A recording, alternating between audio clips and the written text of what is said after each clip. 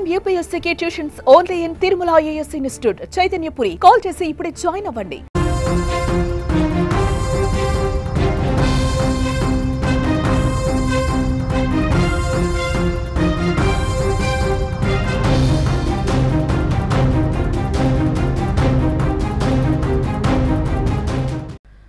Breaking news చూస్తున్నాం. భద్రాచలంలో ఘోర ప్రమాదం చోటు చేసుకున్నట్లుగా తెలుస్తోంది. సలీం టీ స్టాల్ ముందు వీధిలో ఉన్న 6 అంతస్తుల భవనం ఒక్కసారిగా కుప్పకూలింది. నిర్మాణం జరుగుతూ ఉండగా ఒక్కసారిగా కూలిపోయింది.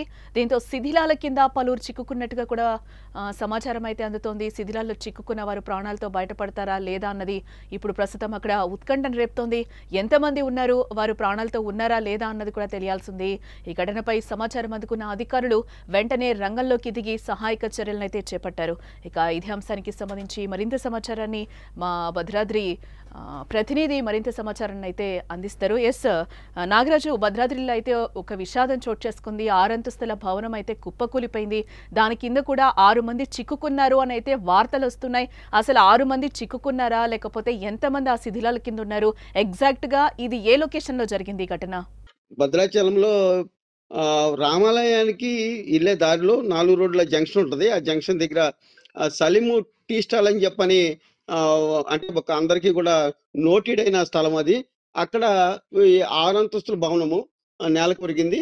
ఈ భవనంలో దాదాపు ఫస్ట్ వచ్చిన వార్తలు అయితే మాత్రం 6 దాకా చనిపోయారని చెప్పని వచ్చినాయి. కానీ ఒక ఇద్దరు ఉన్నారని చెప్పని అక్కడ వాళ్ళతో పాటుగా మేస్త్రులు కానీ అక్కడ కూలి పని చేసుకునే వాళ్ళు కానీ ఇద్దరే ఇరుక్కున్నారని చెప్పని కూడా మనకి తెలుస్తుంది. వాళ్ళ దగ్గర నుంచి కూడా బయట నుంచి మనం అరుస్తుంటే వాళ్ళ దగ్గర నుంచి కూడా జవాబు అయితే వస్తుంది. జానకి, అంటే 6 అయితే కాదు అక్కడ చిక్కుకున్నది. 6 అయితే కాదు, ఇద్దరైతే ఉన్నారు. వాళ్ళు కూడా చనిపోలేదు, బతికే ఉన్నారు. మనం మనం మనం అరుస్తుంటే వాళ్ళు రెస్పాండ్ అవుతున్నారు. వాళ్ళు అంటే ఈ వాళ్ళని బయటికి తేడానికి మాత్రం చాలా ఇబ్బంది ఉంది. ఏదంటే ఈ 6 అంతస్తులు ఒక్కసారిగా నేల కొరగడంతో ఈ మొత్తం కూడా ఒక స్లాబ్ మీద ఒక స్లాబ్ పడిపోయి వాళ్ళు బయటకు వచ్చే పరిస్థితి లేదు. అయితే అధికారులు జిల్లా కలెక్టర్ గారు అక్కడే ఉన్నారు. జిల్లా కలెక్టర్ గారు ఇక్కడికి వచ్చారు. తర్వాత ఎస్పీ గారు వచ్చారు, రోహిత్ రాజు గారు, అట్లాగే మన విక్రాంత్ కుమార్ గారు అందరూ కూడా ఇక్కడ ఉన్నారు. ఈ గారు, కరెంట్ ఈ గారు కానీ అధికారులు మొత్తం కూడా ఉన్నారు ఇక్కడ.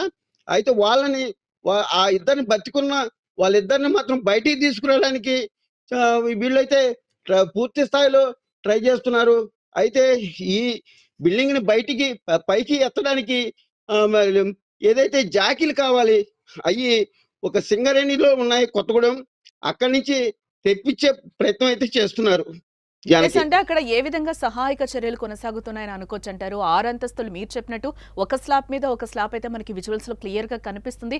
ఒక్కసారిగా 6 అంతస్తుల భవనం కూడా కుప్పికోలిపోయింది. ఎస్, అంటే ఈ అంతస్తులు కట్టడానికి పర్మిషన్ ఉందా ఏంటి? అసలు అక్కడున్న ఆ ఓనర్ స్పందించడం జరిగిందా? ఆ బిల్డింగ్ ఓనరు ఏంటి నాగరాజు? అయితే ఇది ఒక సింగిల్ స్టేర్ ఫస్ట్ జానకి. అయితే శ్రీపాద శ్రీపతి అని చెప్పని నిలయం ఇది శక్తిపీఠం అని చెప్పని కూడా పిలుస్తారు. ఇది సింగిల్ స్టేర్ ఉండేది. ఇది పాతది. ఈ పాత దాని మీద అదే పునాదుల మీద ఇతను మళ్ళా 5 స్టేర్లు కట్టడం జరిగింది. ఇది కట్టేటప్పుడు కూడా నిలబడదని చెప్పిన చుట్టుపక్కల వాళ్ళు కూడా చెప్పడం, ఇతనికి హెచ్చరించడం కూడా జరిగింది. కానీ భద్రాచలంలో అయితే మాత్రం ఇది పర్మిషన్ అయితే ఉండదు. భద్రాచలంలో పర్మిషన్ 2 స్టేర్ల వరకే పర్మిషన్ ఇస్తారు. తదుపరి స్టేర్లు పర్మిషన్ కావాలంటే వరంగల్ నుంచి తెచ్చుకోవాలి. ఈ బిల్డింగ్ కి పూర్తిగా కూడా పర్మిషన్ లేదని చెప్పని అధికారులు భావిస్తున్నారు.